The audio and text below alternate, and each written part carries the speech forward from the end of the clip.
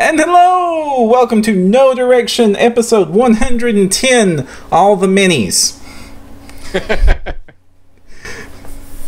Well done, Para. No Direction is the Pathfinder news, reviews, and interviews podcast, and I am your host, Ryan Costello Jr. I'm Jefferson I'm not J. a junior anymore. Yes, you are now. And I'm Jefferson J. Thacker, also known as Param. And if you joined us expecting Owen K.C. Stevens, we have to apologize and say due to technical issues, Owen was not able to join us yet. If by some miracle he is able to, he may join us later in this episode. But as luck would have it, we had a second interview lined up for the news segment because just about the biggest news in miniatures that broke this week was a new Kickstarter. This is the third time we've seen this, but it seems to be just as successful as before, if not more so. That would be the Reaper Miniatures Bones Kickstarter. Bones 3, the search for Mr. Bones. And to help us understand what's going on with Bones 3 is Reaper Brian himself. How you doing, Brian? I'm doing well, Ryan. Jefferson, how are y'all? I'm doing great. Much better now. I was about to say the same thing. Yeah, it's not fun to have technical issues when you're an entirely internet-based media.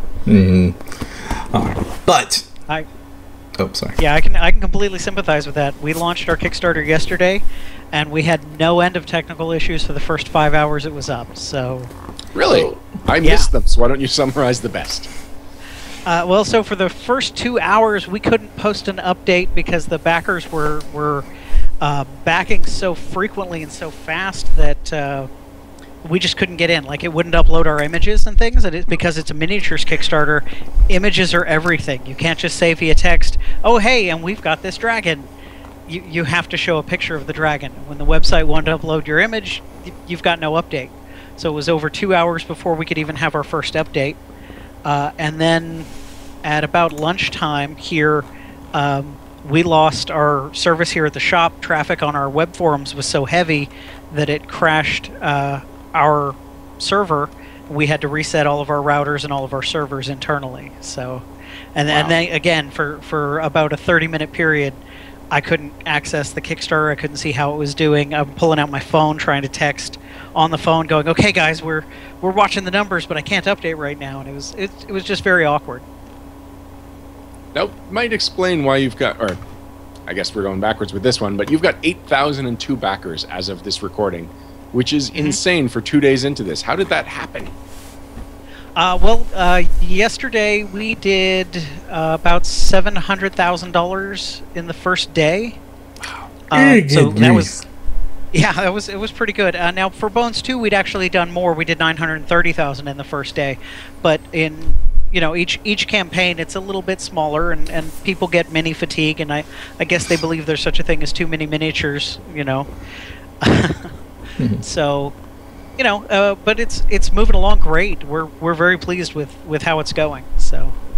Now I know the Bones Kickstarters have broken some records. Was Bones 2 the first one to break $1 million that quickly? Bones 2 actually made it into the Guinness Book of World Records in 2013 for the fastest Kickstarter to raise $1 million, and we did it in let's see, trying to do the math here. We launched at 9 a.m. and we reached it by 2, so 17 hours. We hit $1 million. Nice. And up to that point, no one had ever done it. Now, since then, 2 or 3 different Kickstarters have done it faster than us, most notably the Oatmeal, who I think they did it in like 30 minutes or something. So we'll never get that title back. But we held it for a year, so we're very proud of that. Now, I think, didn't Shenmue beat the Oatmeal now? I haven't looked at the Shenmue. I don't do a lot of the video game Kickstarters, so I don't pay a whole lot of attention to those. They had an advantage of being debuted on MTV. Oh, yeah. Yeah, that would do it. So then I guess, Brian, since it's day 2 and you've only made $800,000, I guess Bones 3 is a complete failure? You'd be surprised how many people in the comments section seem to say that. No, actually, that's I think $830,000 is a remarkable success. The core set already has 75 minis in it at this point. We already have, I think, 6 or 8 options that you can select. We're working right now at $850,000 when we unlock a piece of terrain that looks We call it Bonehenge. It's kind of a Stonehenge-y looking piece of terrain, a ruined stone circle, if you will. I know that there's been reasons in the past that you've had to slightly change the names of miniatures for creatures, but I'm pretty sure you're okay to use the word Stonehenge.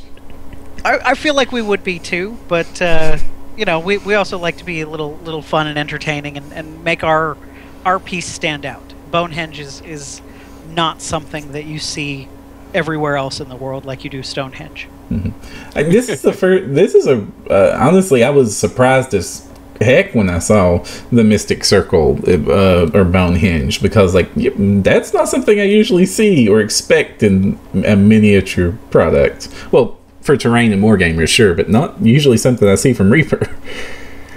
Well, we had in our Bone Kickstarter, we did our first large piece of terrain, but we bundled it with the Dragons Don't Share, so it was that crumbling tower and staircase set, and that was received remarkably well, and everybody just kind of went crazy over that piece, and we thought, well, if they like that, they might like these other pieces of terrain, and so we've introduced the Bonehenge now. And coming up, we've got a couple of other pieces of terrain that I'm not sure whether I can talk about too much. I know there's a sacrificial altar that's actually designed to integrate with the Bonehenge if you want, or use separately. And then there's, I keep calling it a church, but it's actually a mausoleum that we'll be doing somewhere down the road. I'm not allowed to give specifics, that kind of thing. Mm-hmm. So there'll be a few other pieces of terrain coming out. It's the kind of thing we're starting to look at as now that we can produce these miniatures a little less expensive than we could in the past, well, a lot less expensive, maybe we can open up some options for things that have otherwise been something Reaper was not able to get into. Now, speaking of things that you're not allowed to talk about, and I'm not going to ask you to break spoilers, but there have been some leaks of these things earlier, advanced previews of some of this earlier, hasn't there? Yes, there was. We had our ReaperCon back in the first weekend of April, I think it was. Mm-hmm. And at ReaperCon, we announced that we were going to do Bones 3, and we set up a display case with a preview of what I would say is about 2/3 of the models that ended up in the final list. So most of what was shown on those shelves, and you can find those photos online. We have a guy on our forums, forum.reapermini.com, that goes and hunts down if he can find anybody that took pictures of these things, and he maintains a thread where they're all in there. So a lot of this stuff, while it's secret and I don't really talk about it, it's not super secret. The fans know a lot of it's coming. There's a big 5-headed dragon that Julie Guthrie did that stands 15 inches tall, and it's just amazingly massive. It's the biggest dragon we've ever done. I think it's even bigger than Caladrax from Bones 1, although I'm not 100% sure on that because I haven't measured it. But it's just massive, and we don't really talk about that dragon much, but the fans have seen photographs of it. There's photos all over people's Facebooks. They're all over my Facebook. So it's out there. It's not a secret. It's kind of an open secret, if you will. Ryan, ask questions. I'm pulling up pictures of that big dragon. Sure. What's great about those pictures is that even though they're a good teaser for the product, Julie was not finished sculpting that dragon at the time. So it has a body and most of the 5 heads, but no wings, and I think there's one of the heads isn't finished yet. I'm not sure. They might have all been done. But there were parts of the body, and definitely the wings weren't done yet. So even though the fans have an idea that it's coming, they have not yet seen the entire product.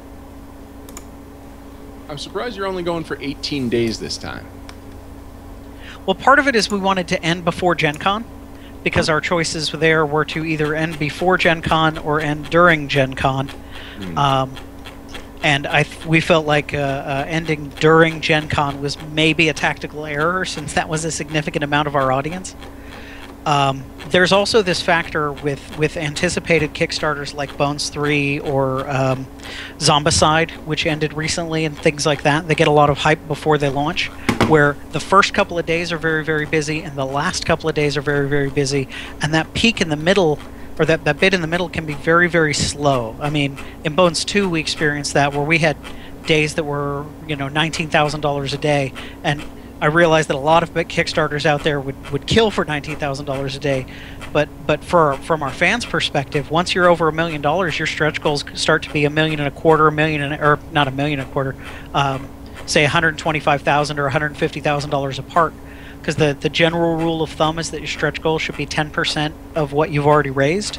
And that's just because you need to raise that much money to be able to provide the rewards for that many backers, right? So when you're talking about your stretch goal is now $150,000 and you're only making $20,000 a day, the fans turn around and they start to revolt and like, oh, it's going so slow, we'll never make it to the next goal. And they get kind of defeated, they lose their enthusiasm, and that can be very self-defeating on a project. So it's important to keep the momentum going. So one of the decisions we made for this project was, in order to keep that momentum going, we could shorten the time frame of the project and thus reduce the number of days that it was possible for this project to crawl along at, less than one stretch goal per day. Have you ever thought of releasing a book on how to do a successful Kickstarter? No, I don't know that I'd be any good at a book. I have given thought to starting a YouTube channel where I would do videos where I would answer people's questions and talk about Kickstarter, because I can certainly go on about it for hours and hours and hours at a stretch, and I'll try not to bore your listeners to death.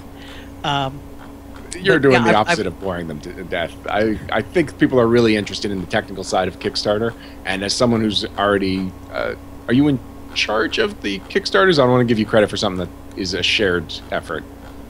I would say I'm one of the the project managers. Okay, so as someone who's... Go ahead. Yeah, there's 4 of us at Reaper that kind of direct the project. There's Ron Hawkins, he's our art director. And he's in charge of determining which figures are going to be involved. He does solicit input for that. Like, I've gotten to choose probably about a third of the minis that would be involved. And a lot of that's because of my role-playing background. I know which miniatures will be most useful. So Ron Hawkins helps choose which minis are going to be involved. He coordinates with the artist what he wants to have made, so what new things will be created. So he's the one that worked with Julie, for example, on the 5-headed dragon, and was like, we need to do something amazing and impressive that we could never do before, and let's do a 5-headed dragon. And then there's Matt Clark, and Matt Clark was a production manager for over a decade, so he knows and understands the logistics and production and fulfillment side. And then there's Ed Pugh, who's the CEO of Reaper Miniatures. And Ed is also a CPA, so he handles the accounting and the money side. And he basically turns around and says, well, if you're going to introduce this as a goal, this miniature is going to cost this much money to produce and this much for the mold and da-da-da-da. And he calculates all the complicated algorithms that turn around and tell us that the next stretch goal has to be $65,000 or we lose money. And while we're not in this project to turn a huge profit, I think the last project we had about $30,000 left over, and when you figure we made $3.1 million, to have 30 grand left over at the end is an extremely small profit margin. But we make our profits on the sales afterwards. We buy these things and then we can turn around and sell them at retail. And you guys are probably aware that the retail price of the Bones miniatures is significantly higher than you pay on the Kickstarter. But it's Ed's job to turn around and do that math, and I think he does a fantastic job with it, because he is able to cut it that close, so that we can give you guys the best possible deal and give our business a boost, because we turn around and introduce 300 new part numbers into our line, and now we have this evergreen product that we can sell that's just crazy popular. And then what I do, of course, I interface directly with the consumers on the comments section of the Kickstarter. I interface on our message boards and forums. I'm the person who writes the updates, and on this project, for the first time, I've done all the graphic work. So everything, Talon, our concept artist, drew Mrs. Bones and much of the concept characters, but as far as like the map, which when you look at the campaign page on the Kickstarter, you'll notice it's this kind of 8-bit graphic style map, and the sprites are animated and they kind of move around a little bit, and I did all of that. I designed the art for the core set and the add-ons and how all that stuff works.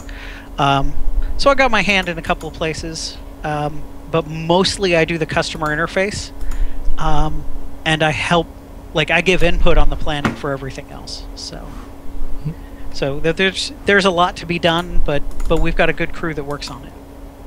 Now, Param, I saw flashed up on the screen for a second there was the five-headed dragon green. Do you think you can pull that up again? I'm trying very hard to do that right now. Oh, okay. I thought when it came down it was because you chose to take it down. No. But while, if you are watching us, keep your eyes on the screen because that dragon is going to come back. Hopefully. But, so if Brian, you do hear me typing, go it's ahead. because I'm responding to Kickstarter comments at the moment. With 8,000 backers, you can imagine we get a lot of questions, so I got to jump in every now and then and answer. So I have it up. I have the dragon on screen, guys, and it is big. It is very big. Sorry about that, Brian. Just There we wanted the audience to see the mythical thing that may or may not exist. no, that's wonderful. That's wonderful. I want people to get excited about this. And you're right. You can see that this thing is massively under construction. I have no idea how much green stuff that possibly took to make. And there's like lots of wires and mesh. I always, when I go to Gen Con, there's always a few mini artists set up near the paint and take, and it is always fascinating to see how they do that. None of the people I've seen set up in front of the paint and take have ever tried to build a several inches tall dragon.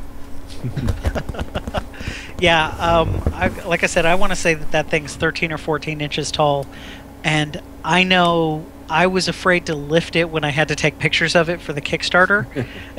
It's not that it's heavy, like, oh, I'm going to break my back. It's not 50 pounds heavy, but it's probably 6 or 7 pounds, and when you're talking about this 6 or 7 pound solid chunk, and what I'm used to handling are things that weigh, a third of an ounce or something similar, that's just crazy heavy for one of these things. What I like, it's a very dynamic pose, and all the different dragons seem to have personality, or at least they've got a slightly different expression that you can give. Like, you can give each head a nickname based on its expression, and that's good. That's going to make it stand out a little bit more than any other five-headed dragon you might have seen. Yeah, each dragon head is different. They're all based off of different styles of dragon. The classical, this one's black, this one's red, this one's blue, that kind of thing. But they've all got a lot of personality, angry snarls. There's a lot of detail that Julie put into that. Now, I want to go back. You were saying that the options were either end before Gen Con or end in the middle of Gen Con, but why not end March? Why now? As far as, like, why not end the project after Gen Con? Or after Gen Con or significantly before it? Well, so Bones 1 lasted for 36 days. And that was good because we didn't have the initial build-up. It actually took us 21 days to even reach the $500,000 mark with Bones 1. And we were amazed, frankly. There was nobody in the building that thought we were going to make more than $1.5 million on that project. Up till that point, no miniatures project had ever made more than $1 million. I think Ogre, which you can barely call a miniatures project because I think they used cardboard minis, but Ogre at that point was the #1 non-video game project in the games category, and it only had 937,000. I might be wrong, it might have been 947, but it wasn't $1 million. So nobody had ever broken $1 million that wasn't a video game. And we were like, well, we could maybe break $1 million. I mean, we've got a fan base that believes in us and supports us, and they would help us spread the word, so we think we could try for $1 million. And I think Matt Clark, we had a little pool in the office. I had $750,000. That's where I thought we'd cap out. And Matt Clark I think he had $1.5 million, and I think he was the highest. And so none of us just really believed it would go that far. And after 3 weeks, we finally hit $500,000, and we were like, great, yay, we made it to $500,000. We'll probably clear $1 million over the next 3 more weeks, or 2 more weeks that we've got, and that'll be wonderful. We'll get to the $1 million, and that's fantastic because $1 million was this great big Wayne Reynolds dragon, Nethermaul, that's out now, and we were all very excited about that dragon. And then when we ended up hitting 3.4 million, we were just completely blown away. We were running out of ideas. It was almost like, hey, Ron, go run over that shelf and grab 5 more minis because we need a new stretch goal real quick. We don't have anything planned this far out. And we were throwing art together fairly quickly there at the end. And then for Bones 2, we were like, okay, we've got an established pattern. People know what to expect. How far will we go? And then we saw this. There's this great big U curve with this huge jump at the beginning and huge jump at the end, and that middle is low. So the main reason that we're cutting as short as we is just to delay or just to reduce the number of days that it's running. But so Bones 2 ran for 25 days and made 3.1 million. So it's like, well, we'll cut a little more time. We'll go a week shorter than Bones 2 this time. And, if we don't make 3.1 million, that's okay. Each project is probably going to get a little bit smaller, and we're okay with that. Now, I'd love to make it to 3.5 million. I think that'd be wonderful again. Let's break Bones 1's record. But if we don't do that, that's okay too. Again, we've already made $835,000. I'm pretty darn happy right now, Hmm. Now, when you... I'll take this one, Param, because it's a joke. When you were factoring in how much you would make, did you consider that we were going to give you a shout-out? I had not originally planned for this. No, it was when I went on my dinner break tonight and checked my phone, and I had a message from you, and I was like, yes, let's do the show. Now, I had the original Bones, it wasn't just a Kickstarter to make a whole bunch of cool minis. You actually were doing a new type of mini. So can you explain what a bone is and why it's different from, say, your pewters or your pre-painted plastics that came before them? Sure. So obviously back in 2007, we developed our pre-painted plastic line, which is known as Legendary Encounters. And we launched that line with, I want to say, a dozen miniatures, to really a moderate amount of fanfare. It was a product that we thought was really cool. We liked the idea of a non-blind, non-random pre-paint, and it was something nobody else was doing. Everybody else is doing these blind random packages, and we thought we'll do something different. And it went over kind of okay. It was not gangbuster successful, but it wasn't like wildly hated either. But our fans kept asking for years. They kept going, can we get these unpainted? We like to paint minis. And we were like, why would you want unpainted, pre-painted plastic miniatures? It doesn't make sense to me. You can get unpainted. We make them unpainted. They're in metal because at that time there was nothing new sculpture-wise. Every miniature you could get in Legendary Encounters you could get in metal. So we were like, we make them unpainted. They're these metal figures called Dark Heaven Legends. We've sold them for 20 years now. But the fans just kept asking for it. Well, things finally came to a head when we're putting together miniatures for these paint and takes, and we support the paint and takes at Gen Con and Origins and PAX Prime, PAX East, and recently we've added PAX South to that list. And we've done Salt Lake City Comic Con and A-Con and Dallas Comic Con, and we're trying to branch out to as many shows as we can. And supplying, when you look at going, okay, let's supply 1,000 metal miniatures to each of 7 conventions over the course of the year, and these miniatures our cost is like $2 to $3 a mini. You start going, wow, we're really going to give away $20,000 worth of product 7 times a year? That's crazy. And we looked at these Legendary Encounter miniatures and we said, those are so much cheaper. I mean, even already we're selling this metal miniature for $7, and we're selling the same plastic miniature with paint on it for $3 or $4. We're like, well, that's already half the price. How much cheaper would it be if we got them unpainted? And so we called our factory that produced the pre-paints and asked them for them unpainted, and they provided them, and we were like, oh my goodness, these are so much cheaper than the pre-paints. We could sell these for like $2.50 a mini, something like that, and offer them unpainted. And the fans have been asking for unpainted, so let's try this. So we ordered 7 of them from China, and we got those first 7 in, and we just fell in love with them. They were so easy to paint. They were soft and flexible plastic, white plastic, so it was really easy to see the paint on them. You didn't have to put primer on them if you didn't want to. You could just paint straight on them. We were just absolutely amazed. So we released them and immediately sold out of our first new release. It was like, wow, that was crazy. Response for this was huge. I bet the fans would love it if we could do more. And at that point, Ogre had just finished, and the first Zombicide Kickstarter had just finished, and both of those had made, I think Zombicide was 700,000, somewhere in that neighborhood, and Ogre, like I said, was 900,000. And we were like, these molds, if we want to make new miniatures, the molds cost like $20,000 a piece. And now Now you can get like 4 minis on one mold, so it's not like it's $20,000 a mini. But from a company investment standpoint, this was 2011, and we'd been producing the plastic miniatures for 4 years, and we'd only bought 8 molds in 4 years. So we're like, well, we can put out basically 4 minis every 6 months, or we can go to Kickstarter and see if the fans will give us $500,000 or maybe even as much as $1 million. Can you imagine? And we could start producing these Bones minis. And we know they're popular. We know that people like them. So we immediately ordered a restock so that we would have them in stock when we launched the Kickstarter.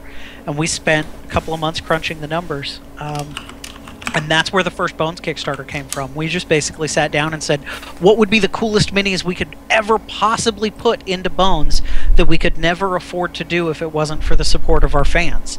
And our fans just came out of the woodwork and supported us incredibly well. At the time, Bones 1 was in the top, I want to say it was the 4th most successful Kickstarter of all time in terms of funding raised when it closed.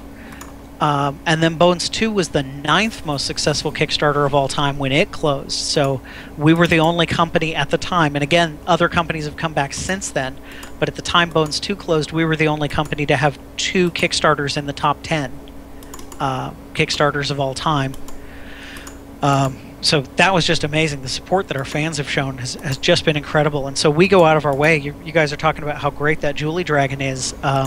Look at some of the other previews. Bobby Jackson did this gigantic worm that's just covered in scales and teeth. And we're just going out of our way to find really cool miniatures that we can make because we feel like you guys deserve really cool miniatures after all the support we've been given. I've got the Kickstarter page up right now, showing some of the dragons that you've already unlocked. Marthaganal is, I have him up, and you had one up here, Diabolus. Is that how? Diabolus? Diabolus? Yeah. At first I thought he was a 3-legged dragon, and I was like, that was weird. But that was just the angle of the product shot. It's actually really hard to get a good angle on that guy because the way he's picking his leg up like that. Because if you shoot him front on, where you can see the leg out to the side, then you get no idea how long his body is.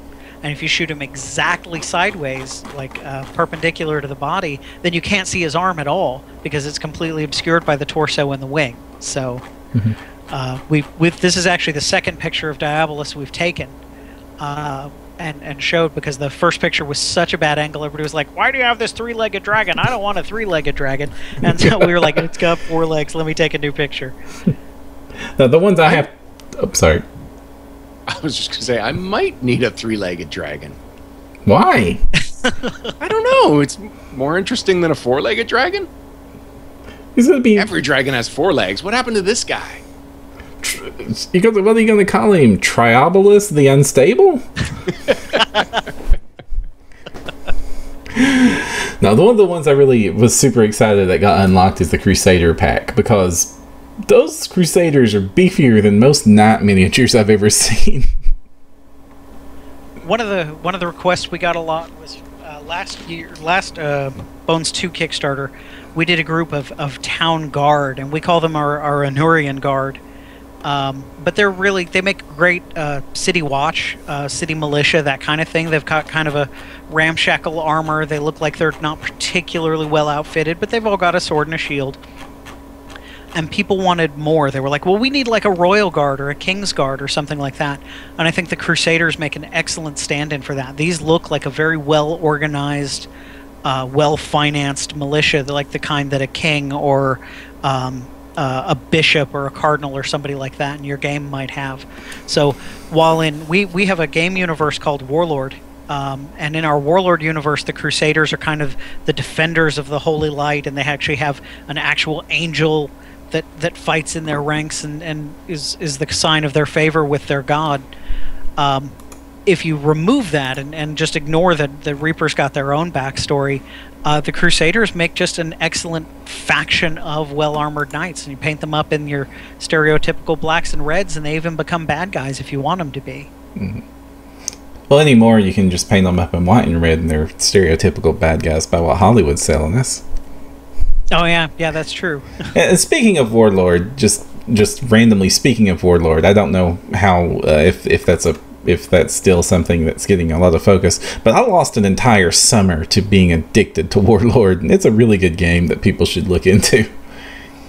It is. It's a lot of fun. We still have the books. We've made every miniature that's described in both of the Warlord books, the Warlord main book and the Warlord Savage North, which expands with, I think, 8 new factions and kind of takes it to a slightly more northern part of the world. So you've got like some Yetis and some Black Orcs and Tundra Warriors and things like that. It's a lot of fun. It's a great game. Kind of the issue is that Reaper's kind of a miniatures company, and we developed a game and we developed a fun game, but we don't have the resources or really the know-how as a business to be a game company. So we're kind of sticking to our core competency, and that's making miniatures and making minis that are fun. And we've got this game, and if you want to play it, that's wonderful. And we made all of the minis that support the game, so the game is well supported. We're just not very good at coming out with like we did faction books for a while for Warlord, and we're just terrible at maintaining a book writing schedule because book writing is not one of our core competencies. And it's one of those things where you go, well, we as a company are losing a lot of money paying people to make books, and we're bad at making books. So what if we just sort of stop making books and focus on making minis? Mm-hmm.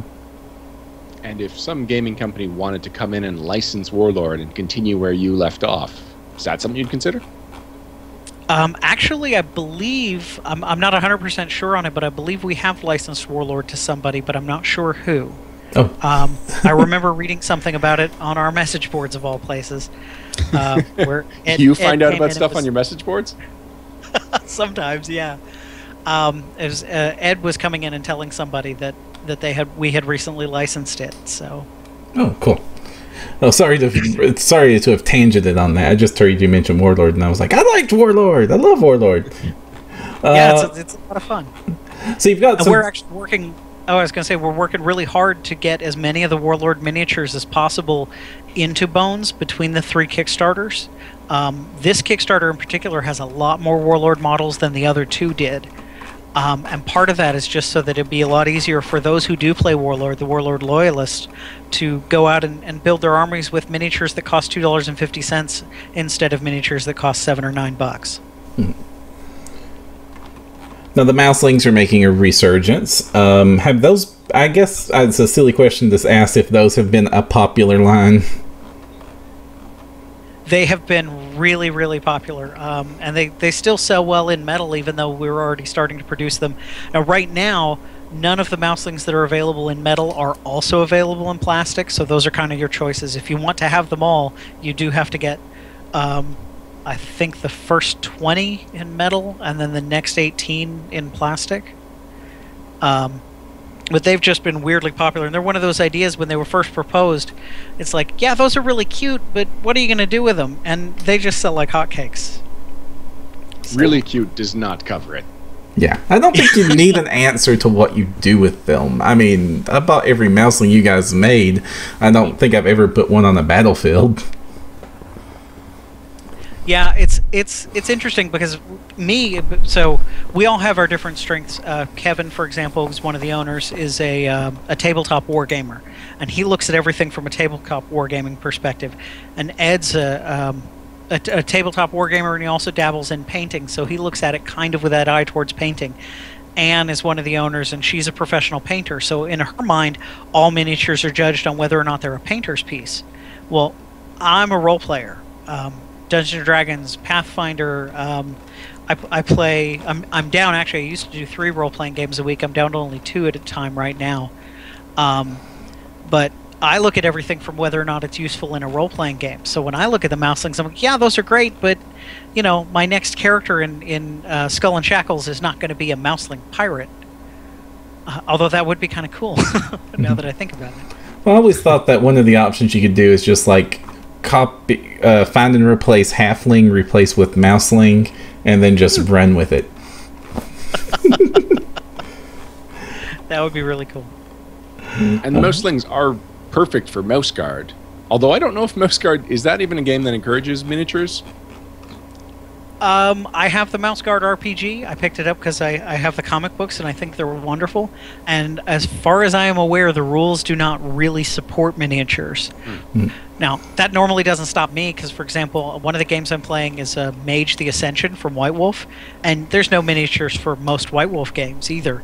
But I always go to the product shelves myself and find a miniature we make that is suitable for my character, and I get it and I paint it up because I like to have something on the table that reminds me, oh yeah, that's me.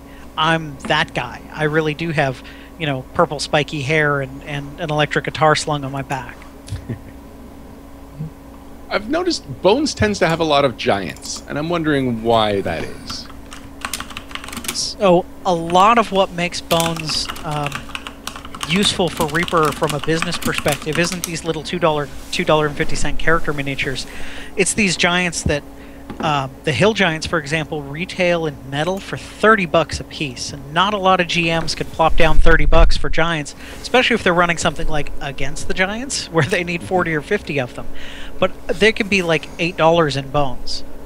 And if I tell you, well, yeah, this one's $8 and that one's $30, and they're the exact same model, you're going to buy the $8 one. Well, so it turns out that in our metal lines, as a general rule of thumb, Dark Heaven, Warlord, the Pathfinder metal line included, character minis outsell monsters about 5 to 1. And we figure that's probably because there's an average of 5 players for every GM. So the GM will buy a mini and all the players will. But it means that monsters have traditionally been poor sellers for us. Well, in Bones, the exact opposite is true. Monsters are 8 of the top 15, so they're just over half of the top sellers, and I think they're 6 of the top 10, which is just amazing, because in the top 10 in Dark Heaven, there's only one monster in the entire top 10.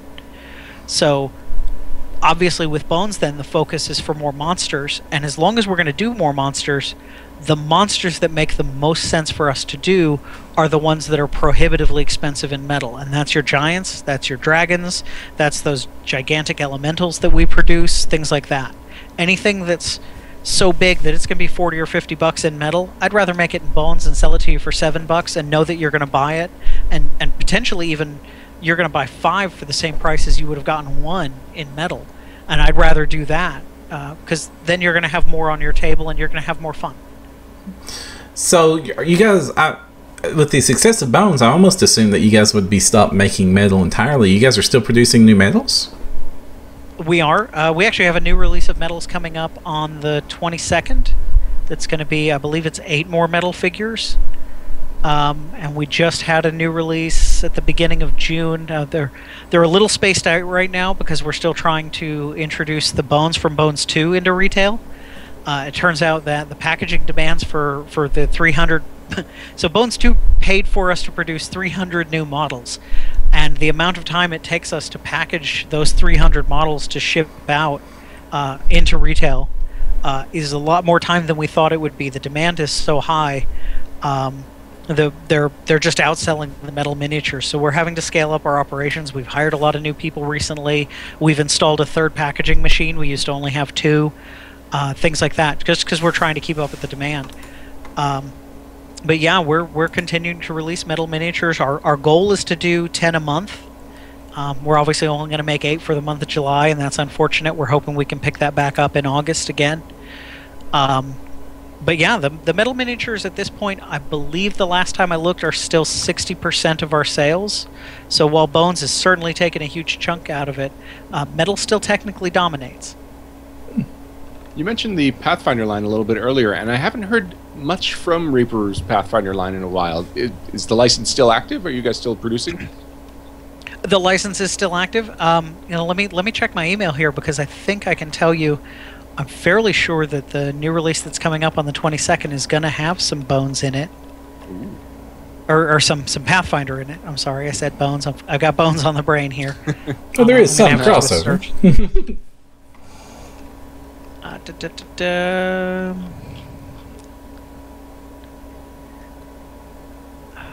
Yeah, sorry for the dead air. Here we go. New release. Yeah, we're going to be on the 22nd of July. Zadim, the iconic Slayer, Sharda, the iconic Shaman, and Kess, the iconic Brawler, are all going to be released.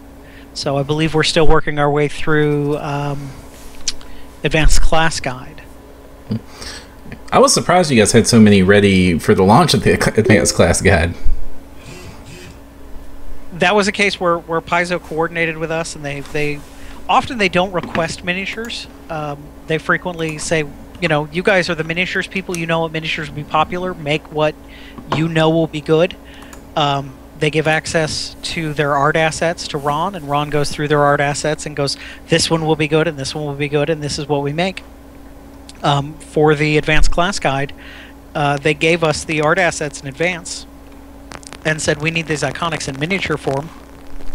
And while we were only able to get 5 of them out, we were able to get 5 out in advance. So okay. That's something we worked with them on, and I look forward to being able to do things like that, because then I get to see the art early myself. It looks like you're roboting out, Brian. Oh, I'm sorry. Yeah. Do you have a cell phone near your microphone? I do. Let me take my phone on the other side of my office. All right. So, I can imagine everybody is super familiar with the Bones line, but there seems to be a lot of lizards in the Bones line this year. The initial core set has a set of I think 16 lizard folk in the very beginning. Okay. I'm gonna have to. I hate to say it, Brian, but you've only gotten worse. You're almost unintelligible at the moment. Let me try something. Mm-hmm. All right. While you're trying something, we do have to ask the main question that the entire invitation for you to come on this episode was based around a question we haven't asked yet. So I don't know if you can hear. Oh, there you. Wow. Okay, you sound much better. Yeah, it was awesome. Hey, wonderful. Perfect feedback. Woo! All right, so I just want to make sure that this happens. Right now, the pledge levels cap out. Each one has a limited number of them. What happens after the current pledge levels are all full? We add another one. Oh. Simple as that? Simple as that. No more bones. Okay. Go home. Yeah, we will let as many people back this project as want to back it. We cap the pledge levels to a limited number of backers so that we can give them a shipping wave. And basically, like right now, the highest wave that's available is a wave 5. If you pledged on the first day, you either got a first wave or a second wave. When we did fulfillment for Bones 2, this was an experiment, because when we did Bones 1, the number one question we were asked by our backers was, when are you going to ship my order? Well, we had 17,000 backers, and we were filling them in order of how many pieces you had. So if you only had one thing on your order, that was 2,200 people, and we shipped them first. And then if you had 2 things on your order, we shipped them next. And then the people who had 3 things, and so on and so on and so on. And so people would go, well, I've got 11 things on my order. When do I ship? We go, I don't know what day that is. I don't know when we're going to get to you. And it caused a lot of frustration, and it was just the kind of thing we wanted to eliminate. So we came up with this idea of shipping waves, and it's basically a wave is about 2 days. We can do a little over 1,000 people a day, and a wave is about 2,000 people. And that gives us a little bit of extra time to clean up our shop. Like at the end of the wave, we can clean the shop and restock the shelves and have the inventory ready, and then we can begin the next wave. So we know, okay, we need this many core sets for wave 1, so let's get that many core sets ready. And then boom, we can do 1,000 people, and the next day we can do 1,000 people, and so on. So if you're in wave 1, you're going to ship on either the first or second day. And I don't know which day, but I feel like the granularity of knowing which of 2 days you can ship on is maybe a little too specific. So if you're in wave 2, you're going to ship on either day 3 or day 4. If you're in wave 3, you're on day 5 or day 6. And then boom, fairly quickly you can figure out what day your wave is, and you can know, oh, well, if they started shipping on Monday, August 1st, then I know they will ship me on maybe the 8th or the 9th. I'm good. Great. I can wait till next week. And that alleviated a lot of problems. Our backers didn't get nearly as freaked out going, when are you going to ship me? You've been shipping for 3 weeks now and you still haven't gotten to me. Yes, because we have 17,000 people and we haven't gotten through them all yet. So that's what the waves are about. That's why the wave levels are limited to 2,000 people per wave. So just to make it easy for you to figure out when we're going to get to you in the shipping cycle. I actually really appreciate the changes when you went to waves, because again, in the first Bones, when we figured out, or you announced how the shipping wave was fit, and then I looked at my order and like, I ordered everything. And a lot of our backers thought that wasn't fair. They thought we were penalizing people, and really what we were trying to do was, the smaller orders are easier to ship. An order with one, or with anything less than 5 pieces, we could get through hundreds of them, over 1,000 in a day at that pace. And those big orders could take 30 or 40 minutes per order, so they just sucked up a lot of time. And it was like, well, let's make 15,000 backers happy and make these last 2,000 wait a little bit longer. This was our thought process anyway, was because, I'd rather please 15,000 people, the needs of the many over the needs of the one, right? Well, that it didn't go over so well, wasn't particularly well received, especially with the backers who, like yourself, had put in a lot and felt that we were not respecting you individually and going, well, we're penalizing you for having the resources to make that kind of a purchase. And we were like, we don't want to be disrespectful of anybody. So we felt this wave system was a lot more effective and a lot better at helping people understand where they were going to be and why you're going to ship on the last wave of everything we ship. Why? Because you joined so late in the program that all you had left was a wave 10. All right, Brian. Well, thank you very much for joining us. Why don't you tell us where people can find Reaper miniatures, at conventions, online, and where can they find out about this Bones Kickstarter thing? Well, the next convention we're going to be at is going to be PAX Prime, and that's up in Seattle, Washington. I want to say that's Labor Day weekend. I don't have my calendar in front of me, but it's first weekend of September traditionally. And we've got a reserved room. We stay in room 304. It's up on the 3rd floor, right above where the Paizo, the Pathfinder Society games are. They're on the 2nd floor, literally right beneath us. So go up the escalator. We've got a paint and take and a full retail booth right there. We'll be happy to talk to you. I'll be there myself. Cheryl will be there. We usually bring a couple of other people from Reaper. I'm not sure that roster has been decided yet. I will be attending Gen Con personally as an attendee. Reaper will not be there with a booth again this year. You can find Reaper online at reapermini.com. You can find our Kickstarter at kickstarter.com by searching for Bones 3. And, of course, Reaper's on Facebook. And we're on Twitter as well, at Reaper Mini. So you can find us anywhere. Well, thank you for joining us, Brian, and thanks for covering. This was kind of a last-minute upgrade from 10-minute segment to close to an hour. So we really appreciate that you made yourself available for us. Hey, no problem. Thank you all very much. Excellent. We will be right back with the news right after this.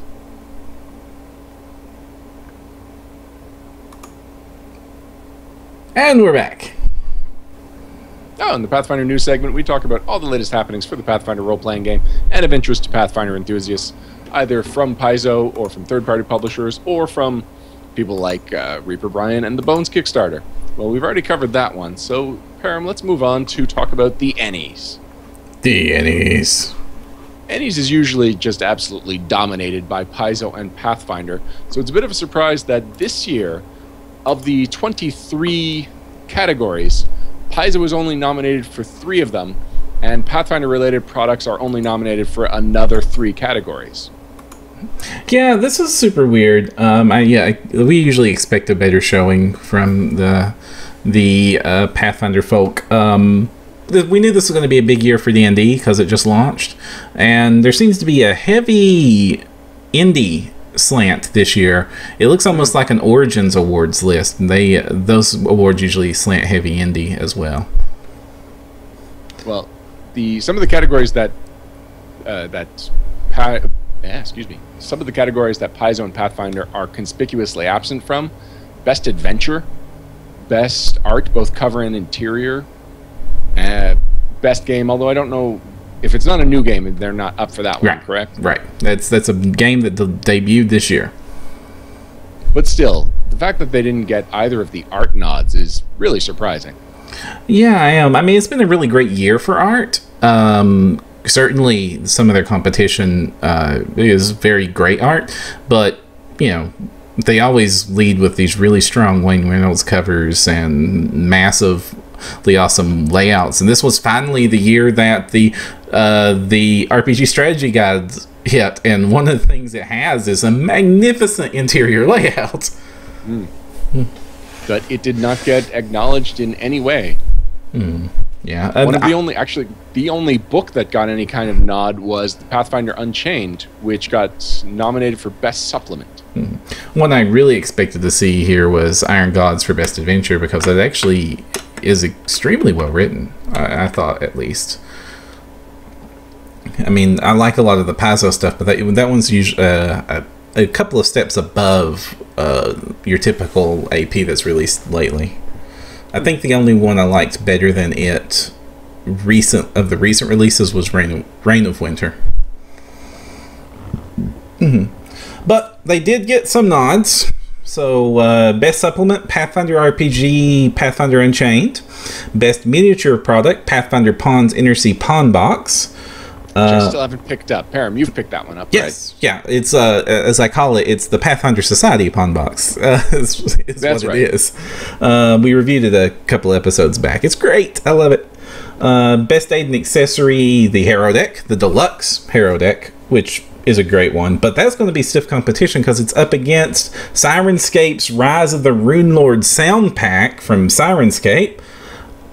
Which is also an amazing accessory, and probably my pick if it was me of the two. Sirenscape is awesome.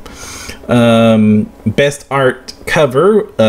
Actually, you missed that Sirenscape is also up for Best Software. Oh, yes. Sirenscape up for Best Software. Again, Sirenscape is best software, in my opinion. Best cover art. Not Pathfinder specific, but related, is the Pathfinder RPG version of Freeport City of Adventure, which is a really good Wayne Reynolds cover. And that's the nods for the Pathfinder related content. Now, the Ennies are user generated, so people send in their own. Everyone submits what they want to be nominated, and then Ennies.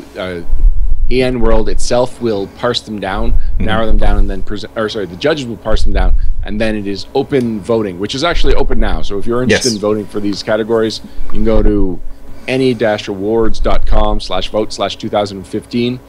And I'm not sure exactly how long voting is open until, but it is definitely open right now.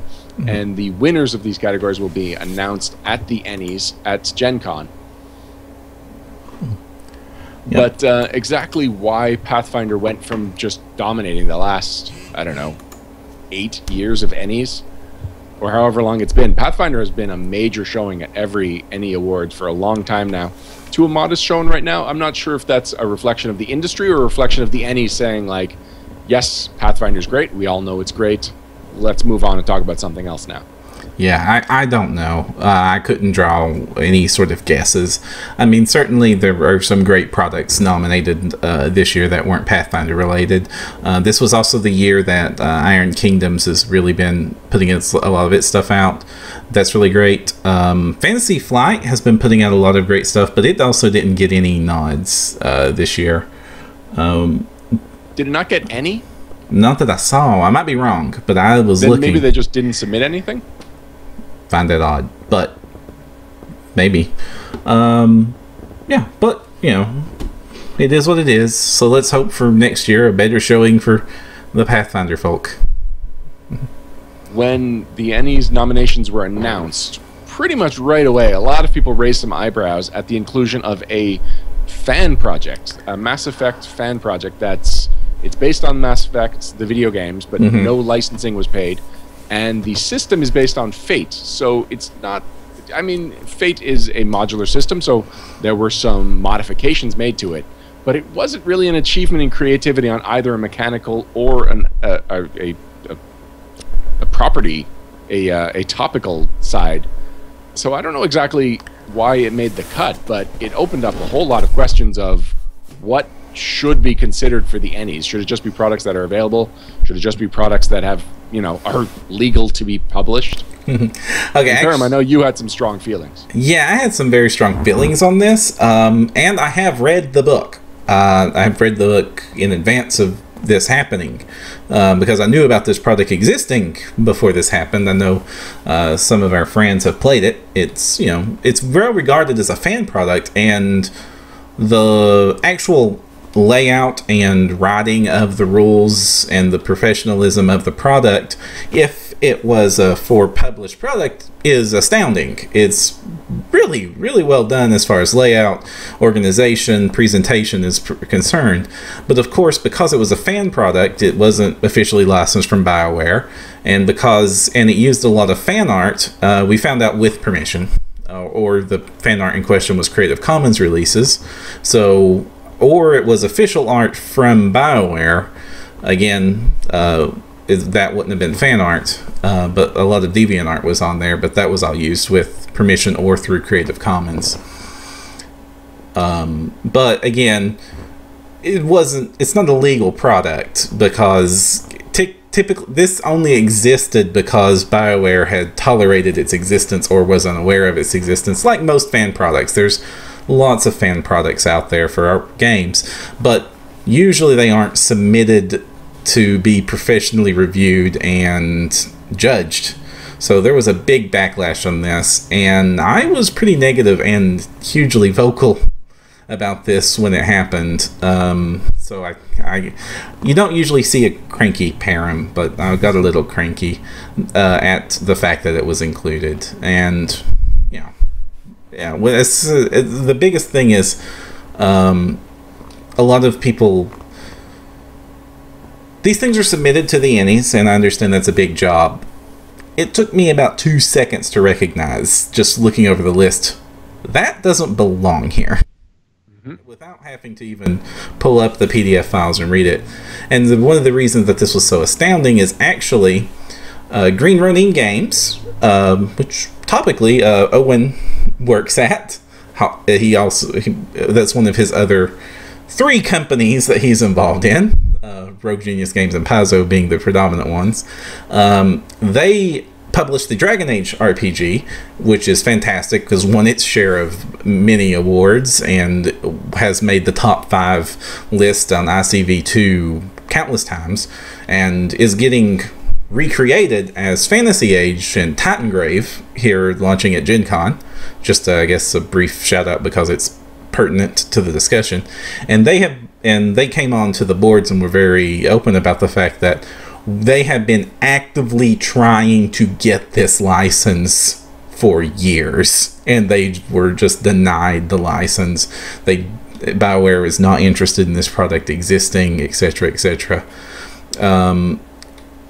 And there's lots of opinions on this. So Ryan, what do you think about, should this have been considered for a fan project, or should be listed? Oh, I guess we should say straight off, this lasted a day, and then the backlash happened, and then they pulled it from the nominations. They replaced it. I think Valiant role-playing system was the replacement for one of its categories. Of Dice and Men, a really cool history of the role-playing industry, replaced it in another category, and I forget what replaced it in the 3rd category. It was up for Game of the Year. And as I recall, it was replaced by the Dragon Age licensed RPG, because I remember it being funny that a BioWare licensed RPG played second fiddle to an unlicensed version, but the Dragon Age isn't on the list anymore, so I don't know if it was pulled. I don't know what happened there. That's a separate issue. It was pulled. It was for best electronic book, but it exists as a print book, so it technically didn't qualify for that category that it got nominated for.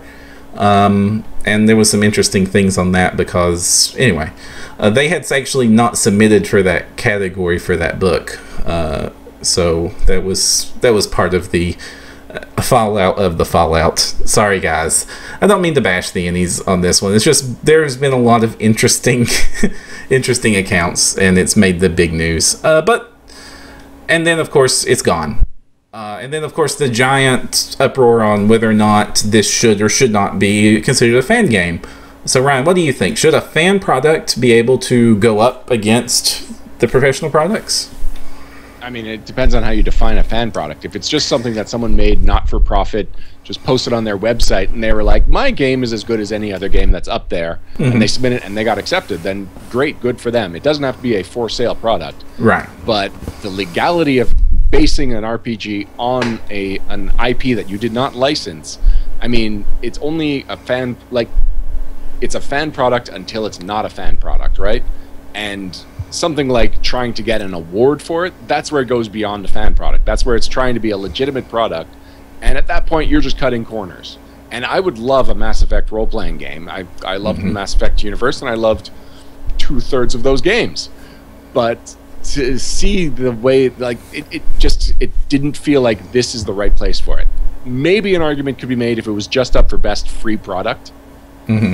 But it was also up for best electronic product and game of the year or product of the year. Like, these are things that if you win that award, it actually means money for your company. And most RPG companies could use the bump in sales that winning an Emmy would get them. So no matter how good the Mass Effect RPG is, it's kind of taken money out of the mouths of people that are actually, or money out of the pockets of people that are actually trying to make a career out of this.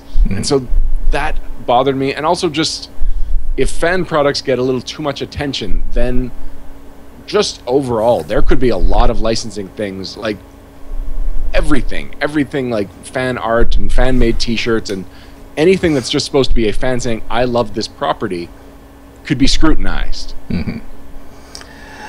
Yeah. And I'm worried about the day where I worry about posting something that I just photoshopped online for fear that someone would say, like, that's protected IP, and thanks to that Mass Effect RPG, you have to be careful about what you're doing. Yeah, and then there's, even for our show, it's a interesting argument, because we rely on fair use rules and journalists' rules for use of copyrighted material on this show. When we talk about Pathfinder and show Pathfinder images and use them in our banner art and all that jazz, we're not actually doing this with the explicit permission of Paizo. We're using this under fair use. We're not using PCL, Pathfinder Community License. We're not, or CUL, Community Use License. We're not using Pathfinder Compatibility License. We're using fair use because we're operating as a journalistic entity, and there are fair use considerations for that. But fair use is incredibly subjective, and usually has to be, if challenged, has to be proven in court, and it's a pain. And we also would never want to be in a situation where Paizo is arguing that what we're doing isn't legal. That would also be a bad day for us. That would be considered a very bad day. So this product only exists because BioWare hadn't told it to shut down. Either because they didn't know or didn't care. And then, so the arguments that were coming up for this were, well, if it was every bit as good as the other products, it should still be considered. But who cares that it was a fan product or wasn't properly licensed or all that jazz? It's just as good. My argument on that is that, yes, but fan products get to cheat. And I mean, when we're developing, when somebody develops an RPG product, only part of the process is, here's an awesome idea and let me write it. Now that's a huge part. That is amazing work. And I don't wish to diminish the work done for the Mass Effect RPG. It was, like I said, I read it. It was incredible. Like, for a fan product, it was incredible. And I love Fate, so it was a great Fate game too. And they had lots of supplemental material. It should be in the holy shrine of this is how you do a fan product. And the fact that it existed, I didn't have a problem with, because, you know, fan products exist for all kinds of things. There's a Final Fantasy RPG out there called the Returners RPG that's fantastic and gets to exist. There's a Beast Wars RPG that's fun. There's been several iterations of G.I. Joe fan RPGs. But again, these exist like fan art and DeviantArt and stuff, and that they don't try to commercialize it. And, you know, they're still not technically legal. They're still violating intellectual property laws. But, like I was saying, part of the process of developing a role-playing game is either coming up with an IP yourself that is enticing enough and marketed well enough and well-known enough to become popular, such as Monty Cook's Numenera. That was an uphill battle the entire way to make a whole new world and license it and get all this artwork for it. And then, yeah, the artwork itself, because you have to contract art, and that's the most expensive part of producing an RPG, is paying for the artwork to get made. Some of the covers that are thousands and thousands of bucks to get an awesome super cover at some of the top tier levels. And then individual pieces can be a couple of hundred to a few $100 a piece for interior artwork. Now, this isn't every piece, the quality. So part of making a good RPG is negotiating these business waters and overcoming the difficulties that are involved to produce a product that you can sell. And overcoming those difficulties is a very big part of the process. The art categories, I would argue, exist because of the difficulties and expense in getting fantastic artwork for these products. And a fan product gets to just right-click Save As on DeviantArt and copy and paste from a wiki article. Well, I don't know that he copy and pasted from a wiki article. I don't know that he didn't rewrite everything. But, you know, you get a shortcut.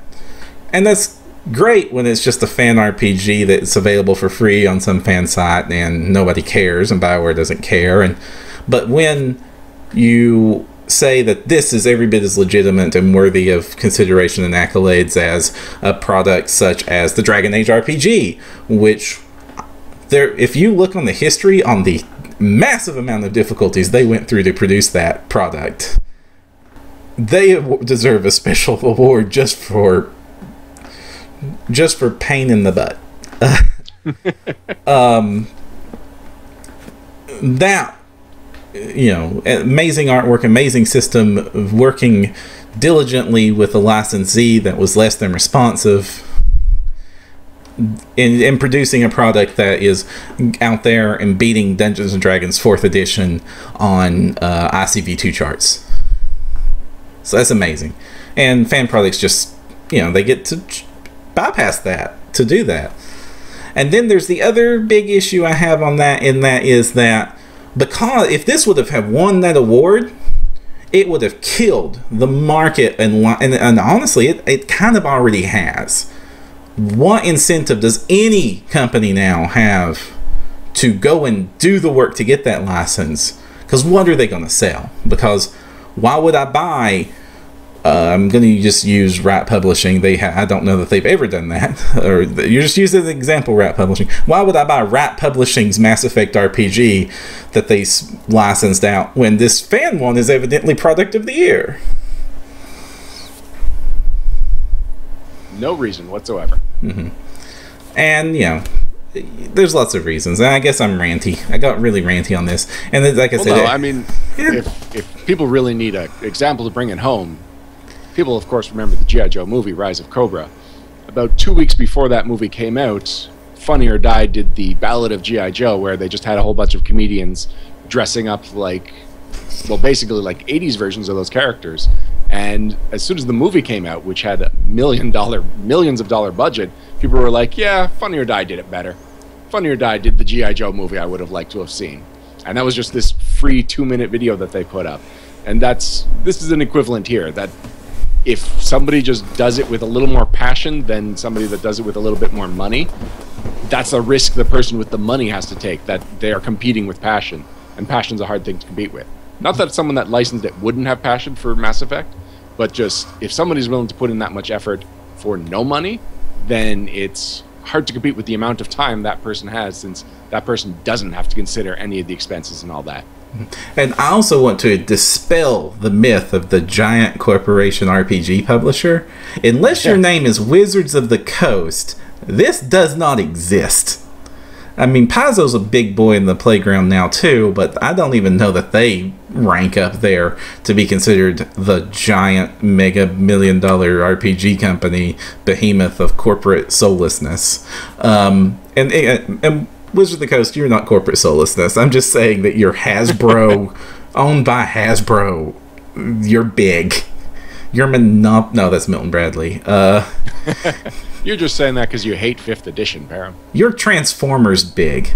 I don't hate 5th edition. I really like 5th edition. I played through a whole 5th edition campaign. It was fun. Wow, already?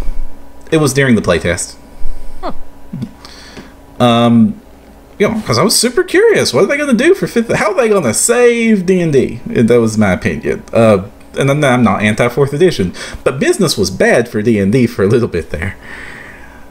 But I have lost my tangent. It's all right.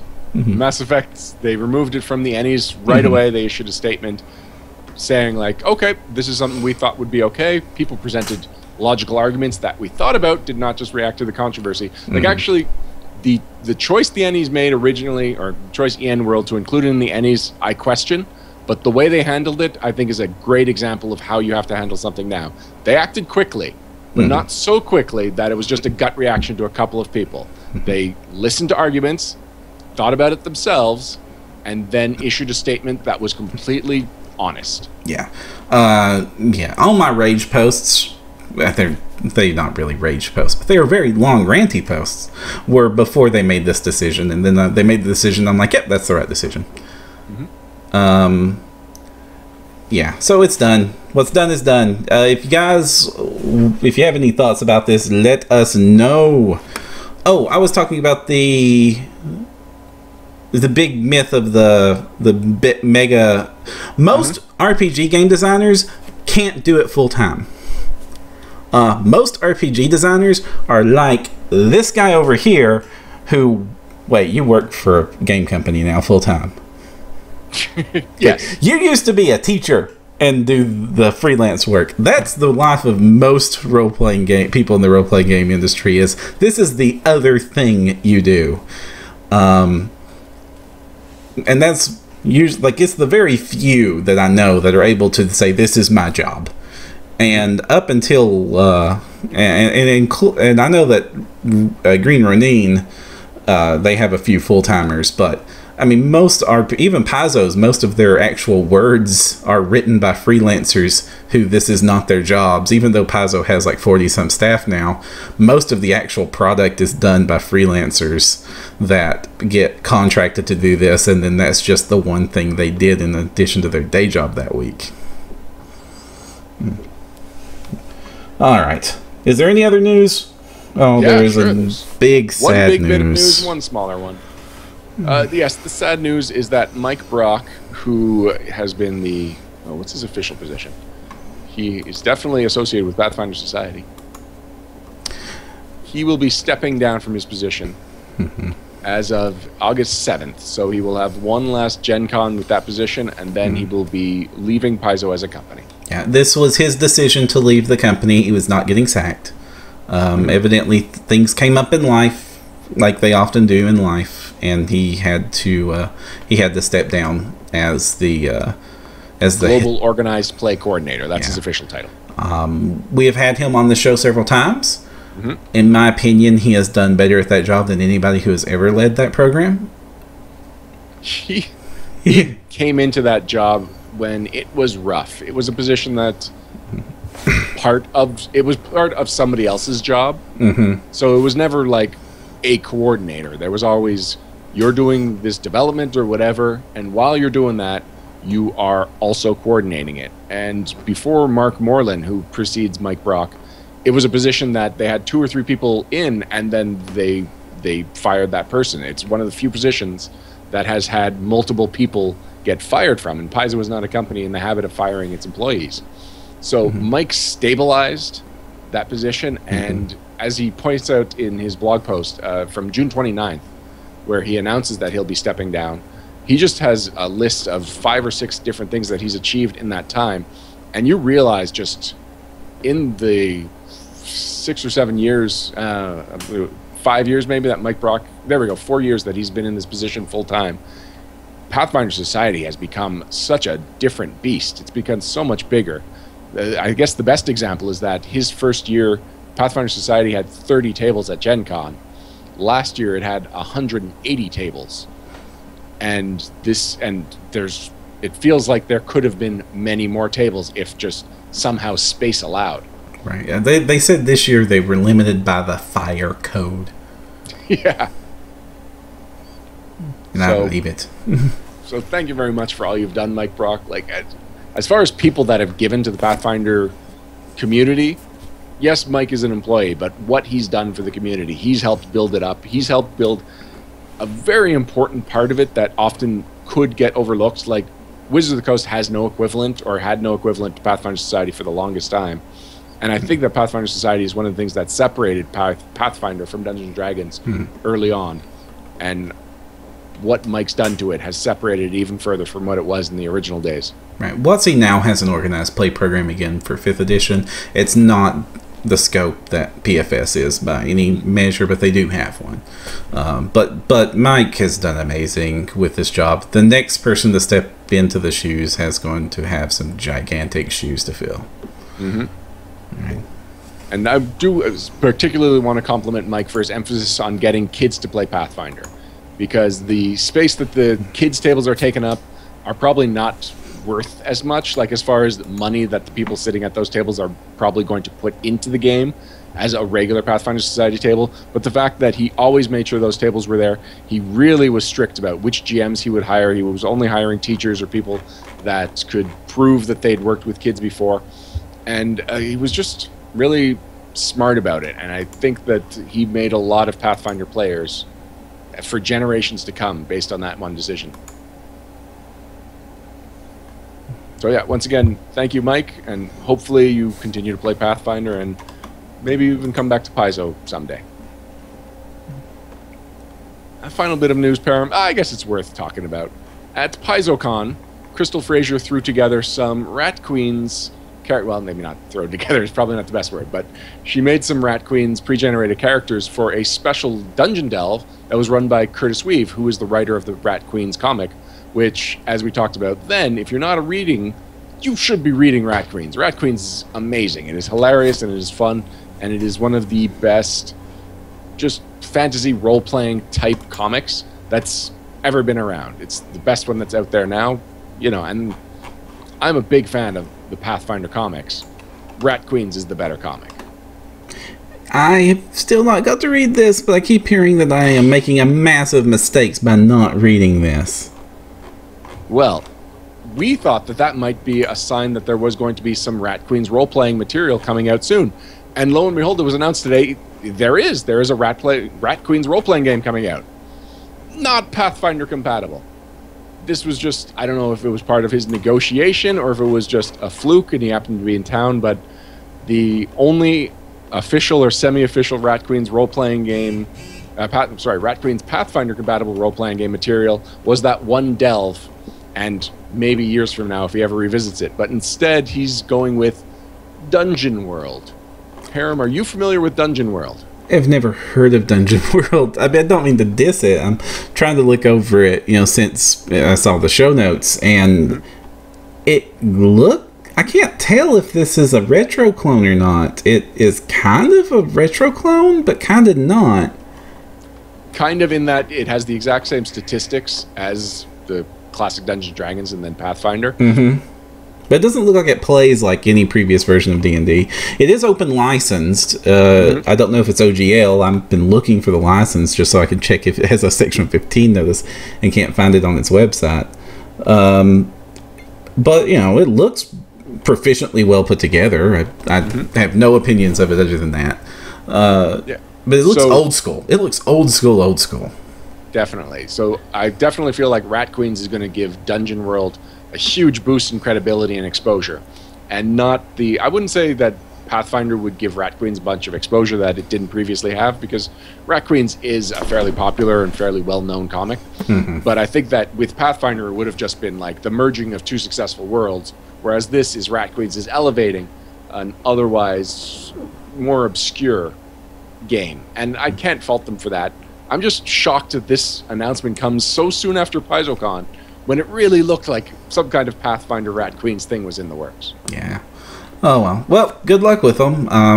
We probably won't cover it much because we're not a Dungeon World podcast, but, you know, good to know where this ended up at least. I need to go read this book. I have no idea why people are so excited because I haven't read it. Oh, it's fun. You're going to fall in love with all four of them, but you're definitely going to identify with one more than the other four. It's amazing like that.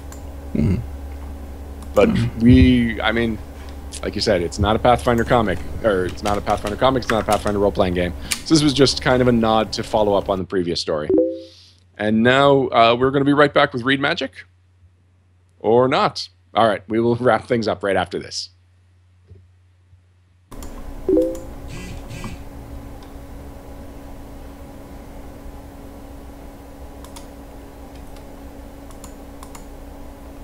And we're back. Thank you for joining us for No Direction 111, All the Miniatures. And thank you for putting up with one of our more technically complicated episodes, unfortunately. And thank you for Owen K.C. Stevens for committing to the episode, even though, unfortunately, technical difficulties kept you from joining us this time. But we will definitely have you on a future episode. Thank you for Reaper Brian for joining us and telling us all about Bones 3 and what we can expect about that. Param, I think it's just fair that we give a shout-out to the Feats reference document from Rogue Genius Games, which was kind of the reason that we were having Owen on the episode. Yeah, that was going to be... We expected to talk about this for an hour or more, so definitely give it a shout out. We're going to try to get Owen back on to talk about this once we can get some of these tech issues lined out. But yes, the Feat reference document is basically every feat that was published for the Pathfinder roleplay. We get to say this, that they can't say this. We're allowed to say this. It's everything from the companion line, the chronicle. It's every feat that is not a hardcover rulebook that is in one nice book that has been stripped of all the identifying information, because you have to do that in order to publish under the Pathfinder compatibility license, because everything's open content but not Galarian, the world and the names and deities.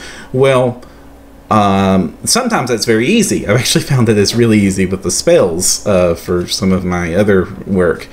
But for the feats, very specifically the feats, this was incredibly difficult, because they've stripped it out, and in the product itself they have highlighted where they had to make the change, so you knew that it was changed. And this book is nothing but one giant highlight from page to page to page. We're going to talk about it, shout out. So if you're a player and just want, or a game master and just want a single book, it's available in print or PDF that has just every feat up to a point. Obviously the books that come out tomorrow, just like Ultimate Equipment, have cut the every part of it out of it. For the Pathfinder role-playing game, it's in here.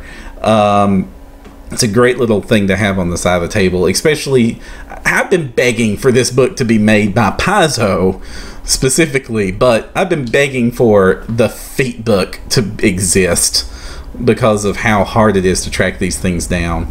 And the people that it does the best for is, and they recognize this in this product, is third-party publishers, because they have made this a godsend for third-party publishers, because they can reference this book, one book, and have access to these feats that they're going to use in their products, and it makes it a whole lot easier because all the stripping has already been done, and you can just use the feats as they exist in this book, because that's one of the problems. And then they did something super special with the Section 15 notice, is that they have like 30 Section 15 notices in here based on the source that the feats are tagged in, with special source codes that aren't the actual name of the book it came from, but very close. And then you reference it with a chart at the end of the book, so you can just... So, because otherwise you would have a 9,000 word Section 15 notice, which is way too much. But either way, it's awesome. That was one of Owen's goals, as I understand it, was so that any third-party publisher that wanted to reference these rules just now has to reference the Feats reference document, and their legal page will be a lot smaller now, because there's... Anyway, the legality of it gets complicated, but previously they would have to reference everything that book references, whereas now they just have to reference the Feats reference document. So if you're a third-party publisher, get this book. Just absolutely get it. It's for you, but it's also helpful for players. Well, they still have to reference everything that book referenced, but because of the sourcing of this, if you wanted to use one of these feats, you usually had to get the text from an SRD, and the SRDs, in order to exist, have massive Section 15 notices, because Archive of Nethys, SRD, I know because they let me copy it. I asked permission. Their Section 15 notice is every book in Paizo ever produced, plus every book they ever referenced, plus every book that Pathfinder ever referenced, and then every book that Wizards ever referenced and Tomb of Creatures ever referenced, and it's basically almost all third-party products and D20 products that ever existed since the dawn of man. It's a biggie. And now you just go, oh, I use this tiny little Section 15 notice, and my book no longer is 30 pages for a 2-page product. And as we said, Owen will be back. He will be able to explain this in clearer terms, and he will make sure that anything that we got wrong, you'll get it from him first. And he'll be able to tell you whether this book is for you. But it is definitely something that we are excited about. Next up, I want to give a shout out to a new webcomic that's fairly new anyway, less than a year old. And it's been showing up more and more in my Facebook feed. It's been getting shared more and more, and I'm just liking it. It's got a really cool style. It's called Up to 4 Players. The URL is up4players.com, and that is the spelled out word for. It gets a lot of gaming references. It focuses more on single jokes than overarching storylines, which I tend to prefer. Someday they will go into overarching storylines, I'm sure, but right now I just like that it's gags that I can relate to as a player. Really funky art style. I really like what they do with it, and I think that most of our readers will be able to appreciate at least most of the jokes.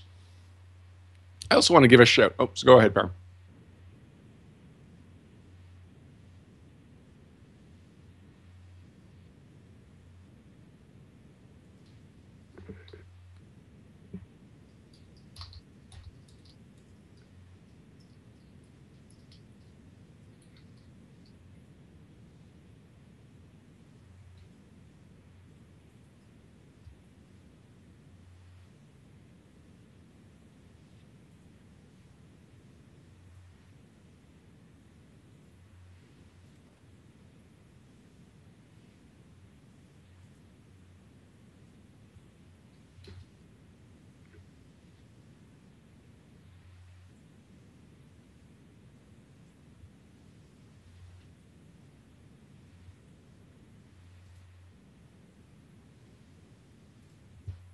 I'm surprised to hear that.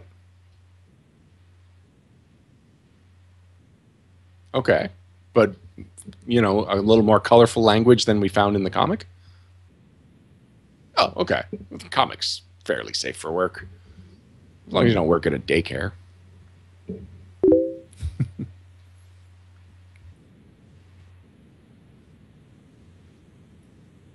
Fair.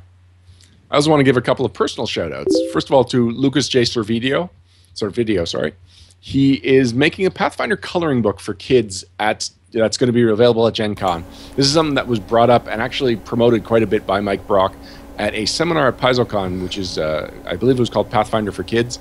And unfortunately, we were not able to release that one. We started the recording late into it, and I was hoping to find a way to salvage it, but it just suddenly starts, and it's not enough content for it to be a proper seminar. So I just want to let people know that Lucas has coordinated with a whole bunch of artists to give away these free coloring books. He's printing them out. He's handing them out only to kids. So if you are just a collector, don't bother him. This isn't for you. This one is just for the kids. But it's the iconics. It's a lot of monsters. It's a lot of fun things. Some of them have a really chibi style. I've only seen a couple of art previews for it. So the things that Mike Brock was showing at the seminar, and then a couple of things that Lucas has showed on the Pathfinder Society page. But I'm kind of excited for it. This is, again, like I was saying with the Mike Brock thing, I like that people are remembering that Pathfinder is exciting for kids, that there's these fantasy elements that they transcend ages. And every now and then having a product or having just something that's focused completely on getting kids into Pathfinder, the world, the game, whatever, I encourage that. He also put together some cool images for the Year of the Serpent, which I believe people by now realize that I'm quite excited for it.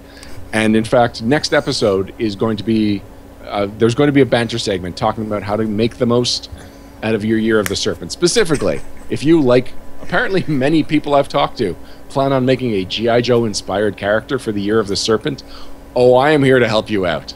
I am going to give you advice. I'm going to start with some iconic G.I. Joe characters, how to make those in Pathfinder. Then we're going to go down as many of the different classes and say which G.I. Joe best fits that class.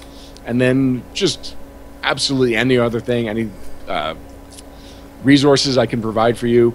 As Lucas pointed out, joecustoms.com, a website that I'm a moderator on, has a file card generator. And so if you want to just make a file card for your Pathfinder Society character, brilliant, absolutely free resource that you should be doing. So I am going to give you all of my G.I. Joe knowledge. Oh. And I am going to make it as on topic as possible. This will be the most on-topic G.I. Joe references I will ever get to do on this podcast. Oh, and I am so excited for it. You've been waiting for this for years, man. we have been holding him back on the overuse of G.I. Joe lately, and he's been holding himself back a bit. And oh gosh, guys, this is going to be the floodgates opening. Mm-hmm. And I would love participating in this, actually, because I am not as huge a Joe fan as the Ryan, but I am a Joe fan. The other personal shout out I want to do is happy birthday. Happy birthday to Anthony Lee, who writes our Behind the GM Screens. Behind the Screens. Shoot, I have forgotten the exact name of his blog, but he has a blog on nodirection.com, and it's for GMs, and it has... I think it's called Behind the Screen. Behind the Screens, thank you, Graham. He is also... I'm sorry, Anthony, about that. Happy birthday, buddy. He is also a co-host on The Private Sanctuary. He took over for me and Kathy, along with Alex Agunas. Today's his birthday. Happy birthday, Anthony. And finally, again, we want to put out our plea. This will probably be the last time we get to put out our plea. We need Gen Con volunteers badly. If you are willing to volunteer to help us out recording seminars at Gen Con, get in touch with us on our Facebook page, and we will add you to the con group. Basically, if you're willing to be at a seminar and we can trust you with a tape recorder, that's all we need. Just turn the tape recorder on, turn the tape recorder off, and attend the seminar and be awesome. But we really need the help, either to record a seminar that I can't make it to, or to record or to relieve me from recording a seminar so that I can go do something else for the show. I also need a cameraman. I need somebody that is comfortable using video equipment to help me as a wingman for an unannounced special thing that we have been invited to participate in, and to help out with, that we will announce as soon as the details are firmed. But we need a second cameraman. And hint, we need 2 cameramen. This might be a big deal. Mm-hmm. Yeah, it's something that we've been graciously invited to, and we've been coordinating for the last couple of weeks. Mm-hmm. So we will, above all other con coverage, that's the one we need the most help with. Yeah, and thankfully we had a volunteer step up to cover the seminars I had to not attend because they conflicted with this. So we do have some volunteers. We just need a couple more, and then we can get as awesome a coverage of Gen Con as we usually do. Until next time, I'm Ryan Costello. And I'm Jefferson J. Thacker, also known as Pam. And if you want to find the path, you need no direction.